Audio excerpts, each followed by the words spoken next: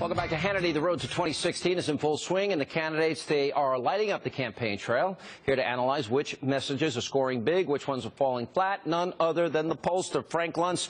All right, all the polls this week, Hillary Clinton, 56% find her dishonest and not trustworthy. All right, so isn't it Rule 101, you be nice to the people that you want to vote for you? Here's Hillary this week. Watch this. If you go to the end of the line. Okay. Why don't you go to the end of the line? Go to the end of the line. Oh. Why can't you just stop and take a picture? Well, because she's just not cuddly. She's not friendly. You think? Come on, not cuddly, really? But there's an underlying factor here, which is that the #1 attribute, Sean, of everything that voters want from a presidential candidate is integrity. And over the last 7 weeks, I've never seen a presidential candidate going through more scandals, more specific aspects of her fundraising, of her behavior, of these these emails, all of it, Sean. And I'm not surprised that the numbers are where they are right now. But here's the warning to your viewers. She's still beating every Republican candidate in just about every survey. Yeah, but that's not the poll that matters. That's way too early. You would agree with that. But one poll that matters, if people don't find you honest and trustworthy, I think that poll matters because that is consistent across almost every poll. Provided that voters, and I'm hoping that America hasn't changed so much, because, Sean, we're not the same country today that we were 10 years ago. She starts I'm hoping. Yeah, she starts out with 47% of the vote. Even with all these scandals, she's still up there. And it makes me wonder, what are Americans watching and what are Americans thinking about? All right, one of the big questions Republicans are going to have to come to grips with, I think Carly Fiorina's figured it out, is how to go after Hillary. The RNC came out with an ad. Let me play a part of it and get your take. Washington, D.C. businessman Jeffrey Thompson admitted to giving $608,000 in illegal contributions to a, quote, federal political candidate for president of the United States. That candidate was Hillary Clinton. I have many, many old friends. A Democratic fundraiser who supported Hillary Clinton's 2008 presidential bid has pleaded guilty to evading contribution limits and witness tampering, was accused of funneling more than $180,000 in illegal campaign contributions. That's just part of the give and take.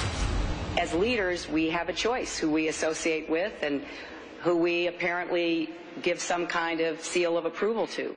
My first thought is the campaign hasn't started. The ads haven't run. And 57% think she's dishonest and not trustworthy. Where did the ads run, right? But here's the problem, Sean, is that there's so many ads. There's going to be, if you live in Ohio, Florida, Colorado, Iowa, New Hampshire, you're going to get more political ads than McDonald's, Burger King, and Chick-fil-A combined. And so I don't know how much people will see it. Early advertising makes a tremendous impact on what voters think of the candidate. And on the ad that you showed, made a very, very wise decision. No announcer.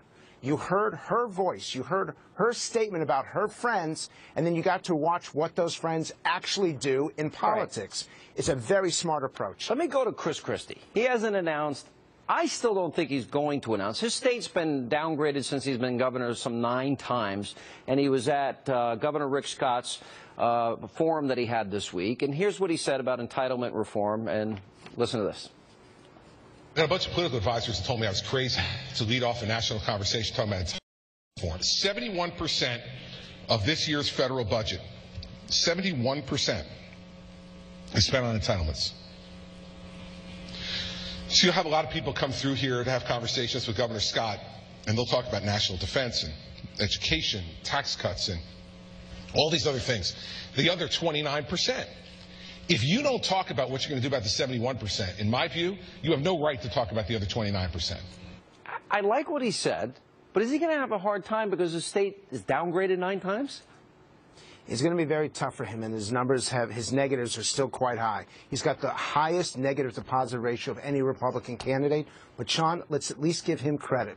He's dealing with an issue that these politicians have refused to discuss since Reagan in '86. He deserves credit for raising it, and I do hope he's a candidate. It's going to be tough for him, but I hope he runs. And if he runs, the ad's going to be New Jersey downgraded 1 time, 2 times, 3. You can read 9 times. That's hard to overcome.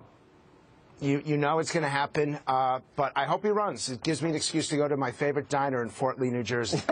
It's all about you, Frank. Everything. All right. Thank you. When we come back. You got it. Thanks, Sean. We need your help.